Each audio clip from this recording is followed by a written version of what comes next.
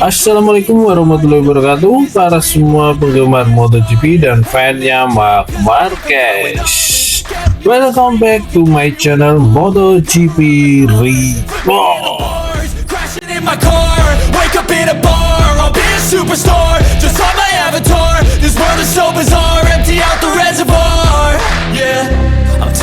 Kali ini datang kabar dari Massimo Rivola, di mana dirinya menargetkan Aprilia sekarang adalah untuk mengalahkan Marquez. Dan siapa sih pembalap yang tidak ingin mengalahkan Marc Marquez dalam papan kejuaraan maupun di akhir pekan balapan?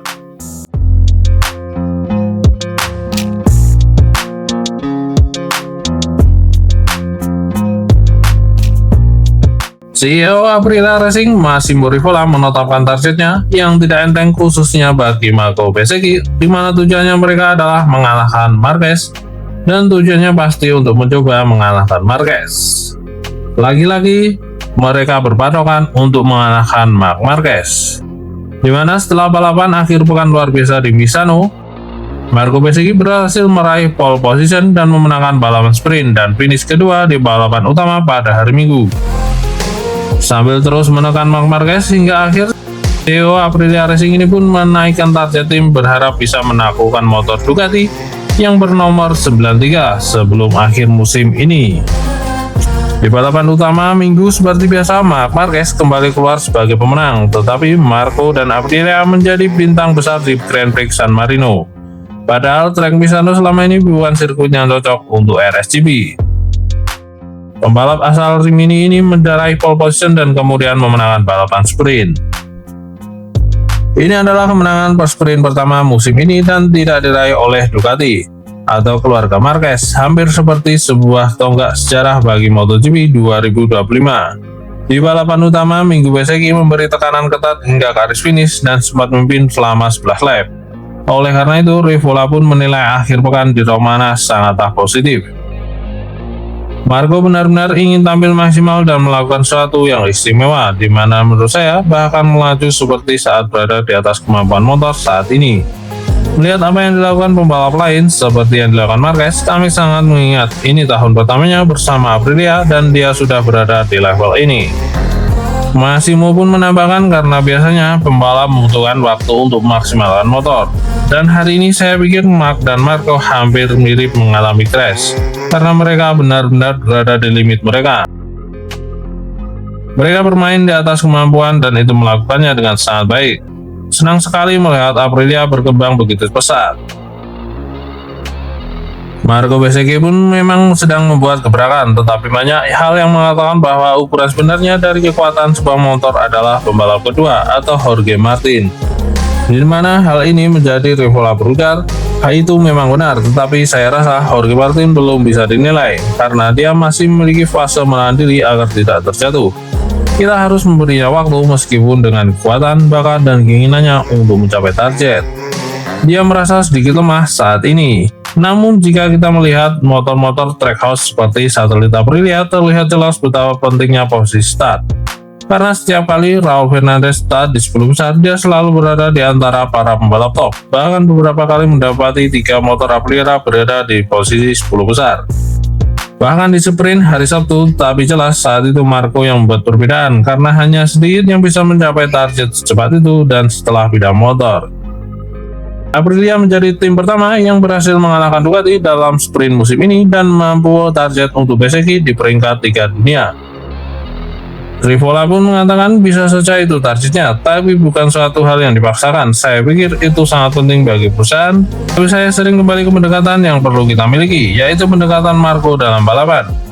Dia tidak pernah menyerah sampai garis finish. Kalau perusahaan bekerja dengan cara yang sama, hasil besar akan datang. Jika Bezzecchi berada di posisi ketiga di kelas WEN, saya pikir dia pantas mendapatkannya. Bahkan itu sangat mungkin jika kami tidak kehilangan banyak poin di awal musim.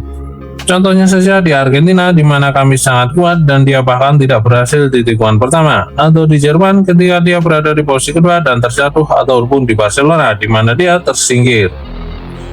Jadi saya rasa ya, Bezzecchi benar-benar dapat bersaing dengan siapapun dan ini memberi penghargaan besar kepada Aprilia dan pekerjaan yang dia lakukan. Target utama kami adalah satu, mengalahkan nomor 93 yaitu Marc Marquez.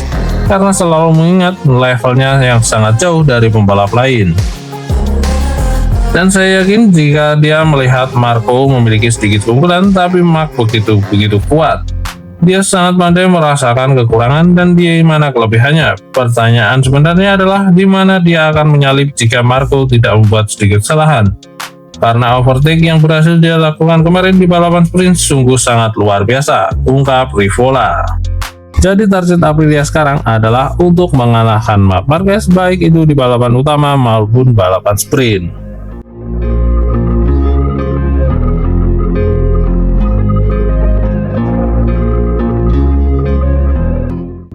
Setelah Marc Marquez tampil dominan di MotoGP 2020 ini, ada sedikit yang menyindirnya dari legenda MotoGP, yaitu Kevin Stewart. Marc Marquez benar-benar hebat, tetapi performanya belum bisa dikatakan sebagai yang terhebat. Di mana performa luar biasa Marc Marquez di MotoGP 2020 memang mencuri perhatian dunia. Namun menurut Kevin Stewart, legenda MotoGP asal Amerika Serikat, memberikan catatan penting menurutnya, meski Marquez tampil dominan, itu belum cukup untuk disebut sebagai pembalap terbaik sepanjang masa. Hingga seri ke-15 MotoGP 2025, Marc Marquez berhasil memimpin papan klasemen dengan raihan 512 poin dan unggul jauh dari Alex Marquez dengan 182 poin. Di mana saat ini Marc Marquez hanya membutuhkan 3 poin saja untuk memastikan gelar juara dunianya di musim ini. Dengan performa seperti ini, tak sedikit yang mulai menilai dan menyanyikan nama Marquez dengan para legenda besar MotoGP. Namun Stewart memilih berhati-hati. Berbicara kepada Motosan, Kevin Stewart mengapresiasi perjalanan Marquez, terutama kemampuannya untuk bangkit dari cedera panjang yang sempat membayangi karirnya. Mulai dari cedera dan tampil dominan seperti musim ini menempatkan tepat di puncak klasemen. Namun ia menegaskan bahwa menjadi juara dunia saat ini tidak otomatis menobatkan Marquez sebagai pembalap terhebat sepanjang masa di sejarah MotoGP. Tidak sama sekali, saya ingin menekankan betapa pentingnya pulih dari cedera yang dialaminya, menemukan motivasi, dan bekerja keras untuk kembali ke levelnya saat ini. Jika berhasil menguji gelar juara seri mendatang, Marc Marquez akan meraih gelar juara dunianya yang ke-7 di kelas utama, yaitu menyamai Valentino Rossi.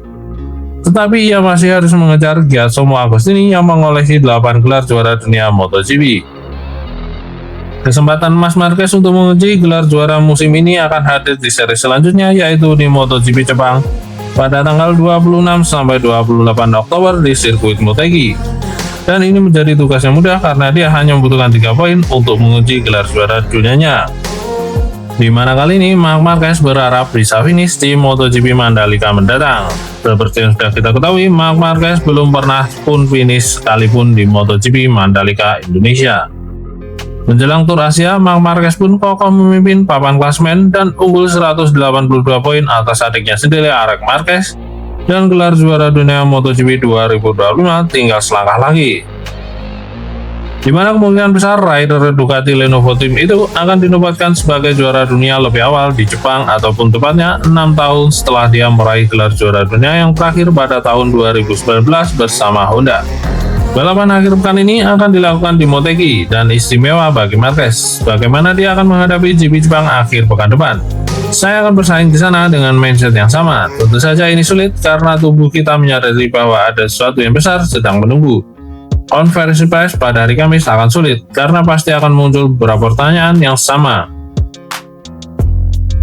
Marc Marquez pun menambahkan, tetapi kami akan berusaha mempertahankan pendekatan kami. Saya ingin menunjukkan level yang sama di sana dan mencoba untuk bertarung untuk menang. Meskipun itu berarti saya bisa merebut gelar juara lebih awal, tetapi itu tidak akan mudah karena Alex Marquez cepat di trek manapun. Di mana usai balapan di Jepang, Marc Marquez pun akan lanjut berpindah ke Indonesia, Australia, dan Malaysia sebelum MotoGP kembali ke Eropa untuk 2 balapan terakhir.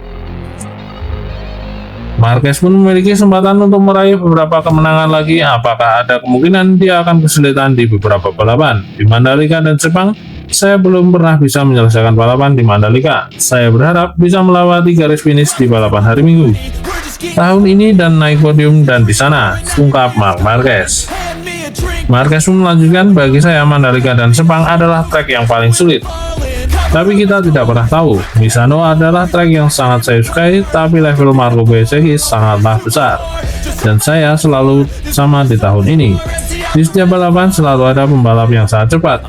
Yang terpenting adalah beberapa di antara pembalap-pembalap terbaik. Jadi bagaimana menurut kalian? Apakah Marc Marquez akan mampu menjuarai MotoGP Indonesia setelah MotoGP Jepang nanti?